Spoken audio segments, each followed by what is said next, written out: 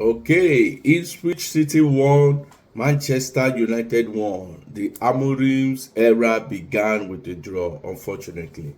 We're going to touch on some points on this channel. Please, as you are watching, please just subscribe and like. Thank you so much.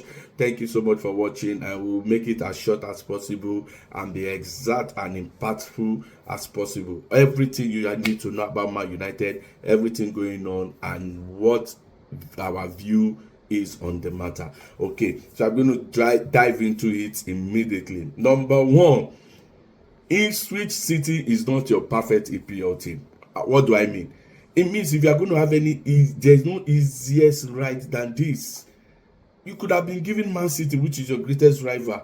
You could have been given Liverpool, who are on the surge to win the Premiership. You have been given an Arsenal that has a resurrected Odegaard and they are now playing well.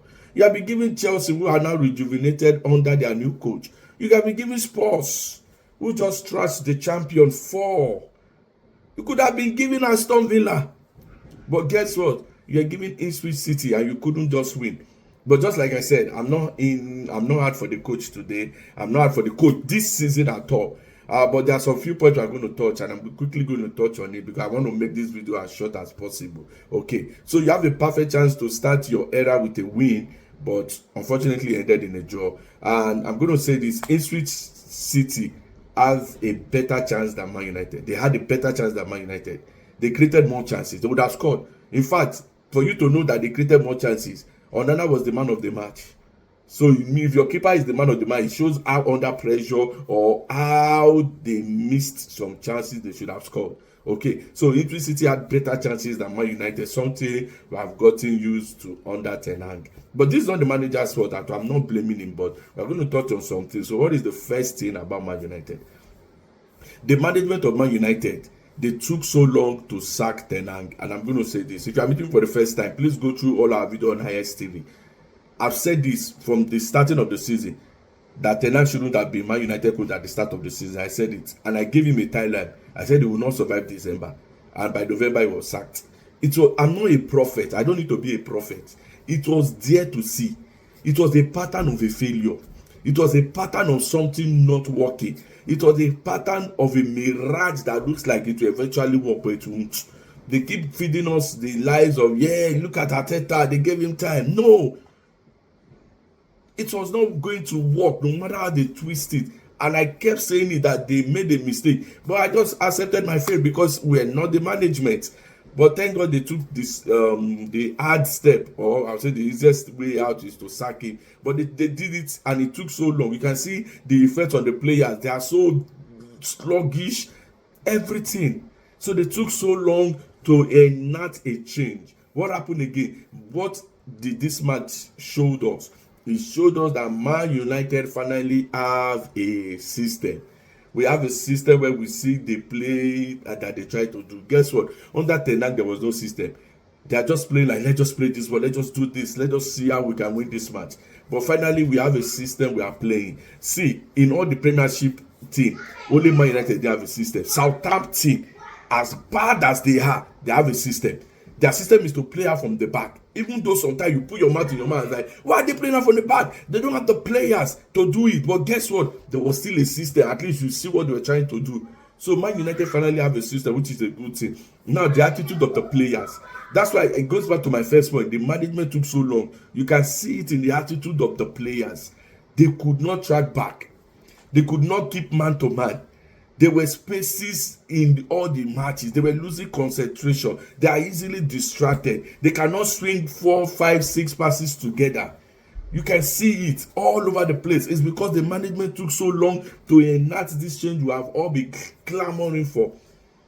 Another head thing we'll talk about is substitution of the manager made the difference. Now I'm going to tell you, used on his 5 substitution. Now, what is he trying to do? I've seen online people going crazy and like, why will you start this guy? How will you start this guy? Listen, he has the right to start anyone. Why? He's giving everybody a level playing field. You will not say you didn't have your chance. Guess what? Evans started in this game. Do you think Evans will be a regular with all the players in Man United? No. Casemiro started this game. Do you think Casemiro will be a regular under Amorim? I doubt it. So please give him a chance to experiment what he wants to do. Forget about winning any title or anything this season. If he comes, we will celebrate it. If he doesn't come, we will not criticize him. Because that is where we found ourselves. This is the situation we are in. That is the reality. It takes me to my next point. I don't want to pinpoint any player, but I have to say this. Rashford is on a thin line here. His management, his managers, his agents, his parents, his family, his friends, they need to call him and sit him down and tell him this. He's on a thin line. Apart from the goal he scored, what else did you see Rashford do on the pitch of play today? Rashford is on a thin line. Yeah, he needs to be very careful. See, he might say, oh, I'll get another club. Guess what? With this kind of attitude, no club will come for you except the mid-table, and that's the end of your career. You are no longer an England international. They are not calling you for international matches again. That's the first thing that happens that's the beginning of the end to every player. You first lose your call-up in nationality. You can see what is happening to Gabriel Jesus in Arsenal. He first lose the international call-up. Then suddenly you can see how worse he was yesterday in their game. Listen, someone needs to call him and talk to him. It's not about scoring. It's about your all-round play. For all that Haaland does, I still have these critics about him. All he does is scoring. He doesn't bring anything else to the team. So when he's not scoring, he's fighting around the pitch. But there are some players that when they are not scoring, they are assisting in hold-up plays. They are assisting in link-up plays. They are assisting to make other players look good. He needs to learn that heart as quick as possible. And he's on a thin line. He needs to do, and takes me to my last point, they need to keep it simple. Everybody needs to keep it simple. I've seen in this match, I saw Onana pass the ball to Mazraoui. Then Mazraoui passed to Diallo to Fernandes. Then from Fernandes to Rashford. I see him trying to do a flick and he loses the ball.